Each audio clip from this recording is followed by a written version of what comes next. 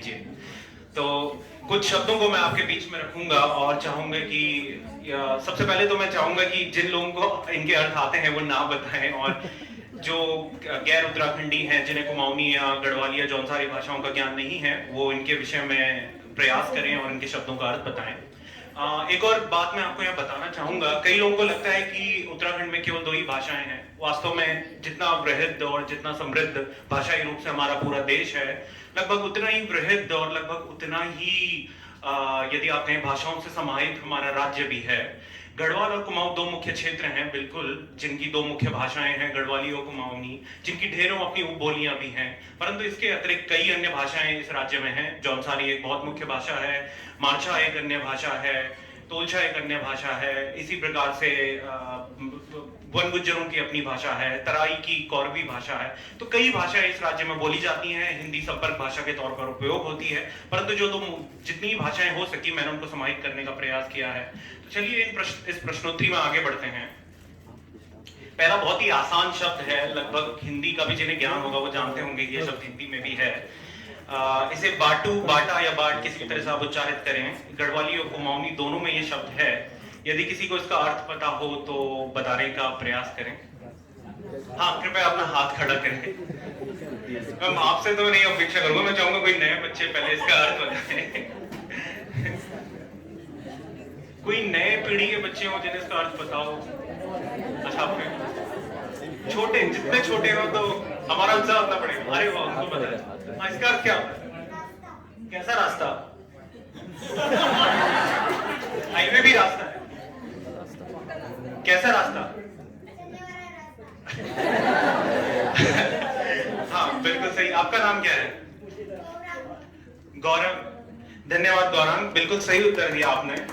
बाटा, बाट या बाटू, इसका अर्थ वास्तव में एक कच्चा रास्ता होता है जो गढ़वाल और कुमाऊं दोनों क्षेत्रों में गांव के रास्ते के तौर पर उपयुक्त होता है। और यदि आप लोगों ने नेगी जी का प्रसिद्ध गीत सुना हो, कै बाटा ऐली कै बाटा चैली, तो आपको पता होगा कि उसमें इस शब्द का उपयोग किया गया है।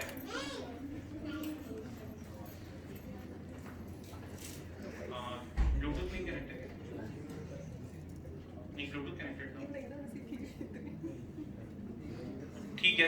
जब तक मैं ब्लूटूथ कनेक्ट करता हूं तब तक शायद दूसरे गाने का नंबर आ जाएगा। तो अभी दूसरी पहेली की ओर चलते हैं।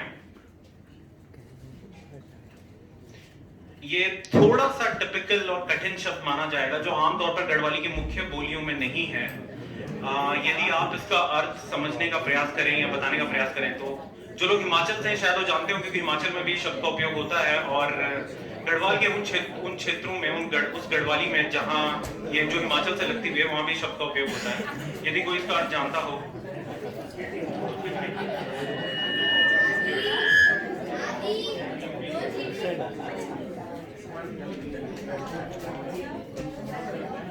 कृपया हाथ खड़ा करें यदि किसी को अर्थ पता हो। अच्छा, आपको पता है? सर, मैं पहले चाहूंगा कोई बच्चा अगर कोई बता सके, ये कोई तो और युवा वर्ग से हो, कोई किसी बच्चे को पता है? क्या गूगल किया क्या? अच्छा, ठीक है। अर्थ क्या है?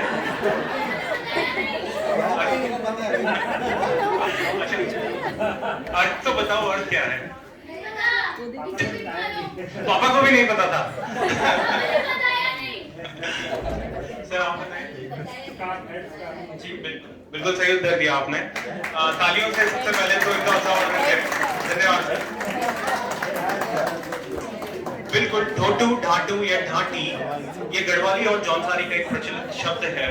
हिमाचल की कई भाषाओं में भी इस शब्द का उपयोग होता है। महिलाएं इसे सर पर बांधती हैं और जो ये फोटो रंगीन चित्र आप यहाँ पर देख रहे हैं वो गढ़वाली और जौनसारी की सुप्रसिद्ध गायिका रेशमा शाह जी हैं, जो सदैव इस ढाटू को बांध के हमेशा इसका प्रदर्शित करती हैं और अपनी संस्कृति को दिखाती हैं। चलिए अब अगले प्रश्न की ओर चलते हैं। यह शायद इतना कठिन ना होगा। अच्छा, धात, धात और धय, मैंने गढ़वाली और कुमाऊनी दोनों शब्दों को और जो भी इसके क्षेत्रीय उच्चारण है उनको रखने का प्रयास किया है। यदि किसी नई पीढ़ी के बच्चों को इसके विषय में पता हो इसका अर्थ क्या होता है, आप अपने माता पिता से पूछ सकते हैं यदि उनके साथ हैं तो।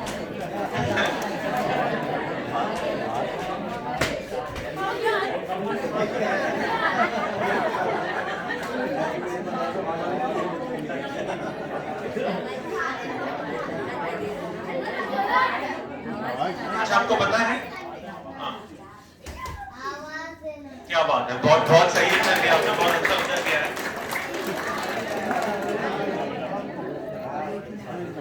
नाम क्या है आपका? चित्रांश। धन्यवाद चित्रांश। और मैं दाद देता हूं आपके ज्ञान का, यदि आपका ही ज्ञान है या आपके पिताजी का भी, परंतु माँ का ज्ञान बिल्कुल। धात वास्तव में एक बहुत प्रसिद्ध शब्द है, और जैसे कि मैंने आपको एक मैगजीन का कवर भी यहाँ पर दिखाया हुआ है, उत्तराखंड की एक बहुत प्रसिद्ध पत्रिका है जिसका नाम धात है।